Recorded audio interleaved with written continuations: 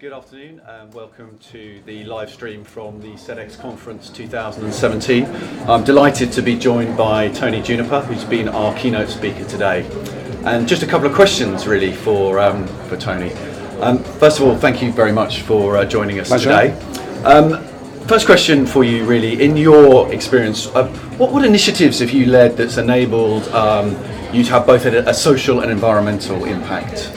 Well, actually, just thinking of my career at Friends of the Earth and the fact that we're in the QE2 conference centre, my memories are drawn back to the campaign we ran on tropical timber and indeed trying to get the G7 countries, as it were, back in the early 1990s to try and take this seriously. And I remember in this very room with John Major being challenged about the timber trade and imports of logs into the UK that were coming not only with an environmental impact but also a terrible social impact from the jungles of Borneo and the Amazon, and obviously getting into the supply chains of big multinationals in this country, finishing up as garden furniture in B&Q and in Homebase and various places like that. And I think that campaign, and it lasted quite a few years, and we focused on the mahogany trade from the Amazon, we focused on timber coming out of the Asian rainforests, and what that led to was the Forest Stewardship Council and the extent to which we've now got quite good supply chain information about the origin of wood, and not only from an environmental point of view but also a social point of view. And actually it's quite interesting just thinking that was now 26 years ago we were really kicking off some of that stuff. Just shows you how long it takes to change things, but of course we don't have 26 more years, so we've got to get our skates on.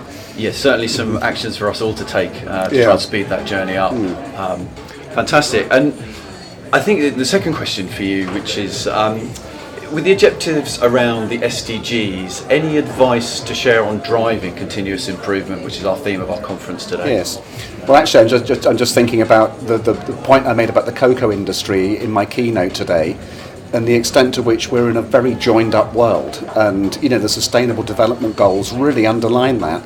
You can't pick and choose. It's a package. It's climate, it's biodiversity, it's livelihoods, it's poverty, it's gender equality, it's water, and all this stuff is bound together, and these things, they can't be separated actually, even if you wanted to. And the points I made today about the cocoa business in West Africa, I mean, it is all of these issues. The forest is being cut down, that's greenhouse gas emissions, and it's undermining the water supply.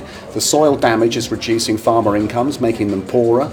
We've got mass migration as a result of the industry being so grindingly hard in terms of making a living out of depleted soils and everything else.